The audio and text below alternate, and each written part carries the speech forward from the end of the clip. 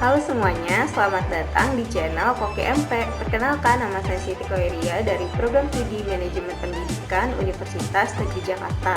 Dalam video ini, saya akan membahas mengenai ganjaran dalam organisasi. Adapun tujuan dibuatnya video ini adalah untuk memenuhi tugas materi pengayaan literasi mata kuliah Manajemen Keuangan yang diampu oleh Bapak Amril Muhammad. Untuk itu, yuk disimak video selengkapnya.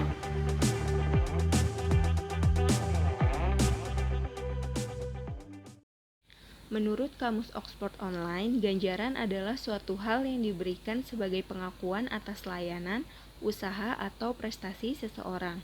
Ganjaran juga dapat diartikan sebagai balas jasa yang dapat menghasilkan kerjasama dan prestasi kerjasama bagi anggota dalam suatu organisasi. Ganjaran dikembangkan dalam perilaku organisasi sebagai suatu upaya yang dapat memotivasi anggota. Istilah ganjaran juga sering disebut dengan penghargaan atau imbalan. Penghargaan dibagi menjadi dua, yaitu penghargaan ekstrinsik yang mana imbalan berupa uang atau material, dan penghargaan intrinsik, yaitu penghargaan psikis yang didapat dari dalam diri.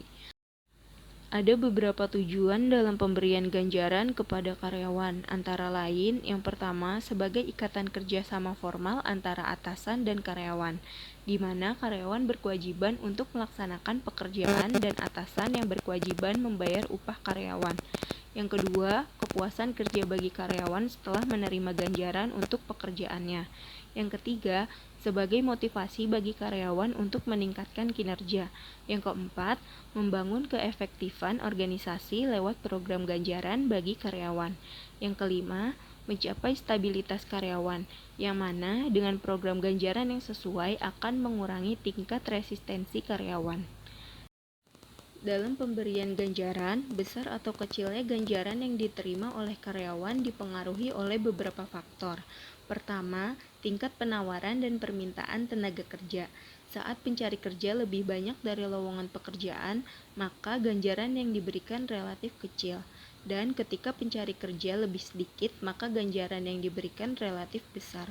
Kedua, kemampuan dan kesediaan perusahaan dalam mengganjar tenaga kerja.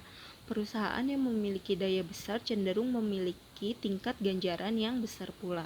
Ketiga, tingginya produktivitas karyawan yang akan mengakibatkan semakin besarnya ganjaran yang diterima.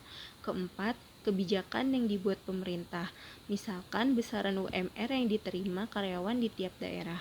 Kelima, biaya hidup di wilayah tempat karyawan bekerja. Keenam, posisi atau jabatan yang dipegang oleh karyawan. Ketujuh, pendidikan dan pengalaman kerja karyawan. Kedelapan, kondisi perekonomian nasional. Ketika kondisi perekonomian cenderung meningkat atau stabil di atas rata-rata, maka akan semakin besar tingkat upah yang diterima karyawan. Kesembilan, jenis dan sifat pekerjaan yang dilakukan oleh pekerja. Pekerjaan yang memiliki resiko tinggi akan memiliki ganjaran atau upah yang besar.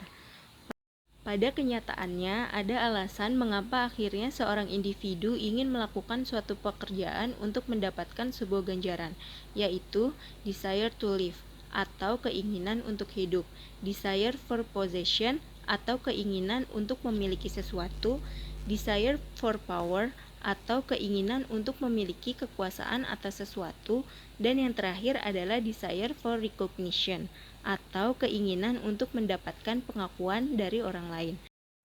Dalam hubungannya dengan kinerja karyawan, pemberian ganjaran diharapkan mampu mendorong para karyawan untuk mencapai kualitas dalam bekerja. Sistem ganjaran dibuat untuk memotivasi para karyawan. Sistem ganjaran harus dibuat secara wajar dan adil dengan mempertimbangkan kondisi karyawan dan perusahaan. Sistem ganjaran harus dapat menjawab apa yang mendorong karyawan dan mengapa karyawan mau melakukan suatu pekerjaan.